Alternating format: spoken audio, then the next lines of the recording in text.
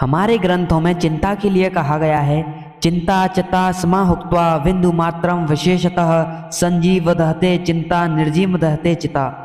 चिंता को चिता के समान कहा गया है, केवल एक बिंदु की अधिकता है। चिंता जीवित पुरुष को जलाती है और चिता मरे हुए पुरुष को जलाती है।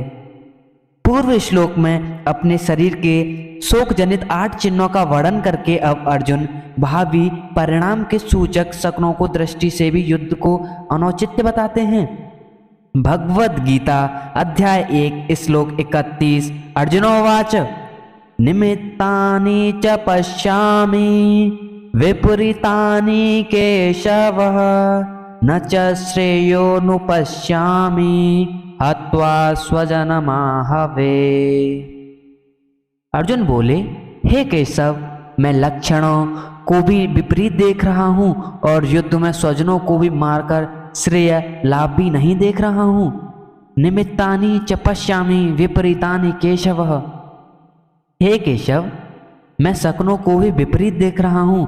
तात्पर्य है कि किसी भी कार्य के आरंभ में मन जितना अधिक लगता है वह उत्साह उस कार्य को उतना ही सिद्ध करने वाला होता है, परंतु अगर कार्य के आरंभ में ही उत्साह भंग हो जाता है, मन में संकल्प विकल्प ठीक नहीं होते, तो उस कार्य का परिणाम अच्छा नहीं होता।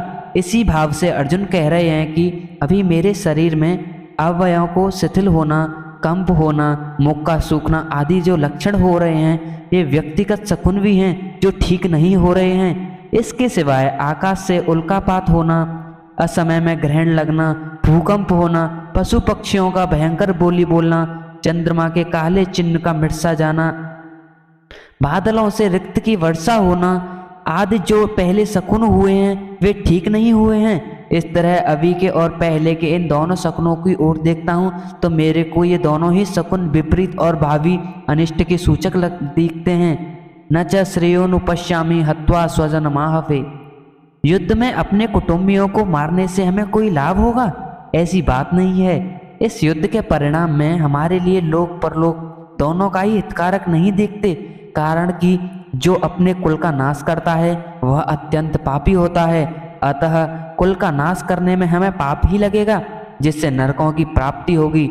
इस श्लोक में निमित्तानि पश्यामि और श्रेय अनुपश्यामि, इन दोनों वाक्यों से अर्जुन यह कहना चाहते हैं कि मैं शकुनों को देखूं या स्वयं विचार करूं, दोनों ही रीति से युद्ध का आरंभ और उसका परिणाम हमारे लिए और संसार के लिए हितकारक नहीं दिखता।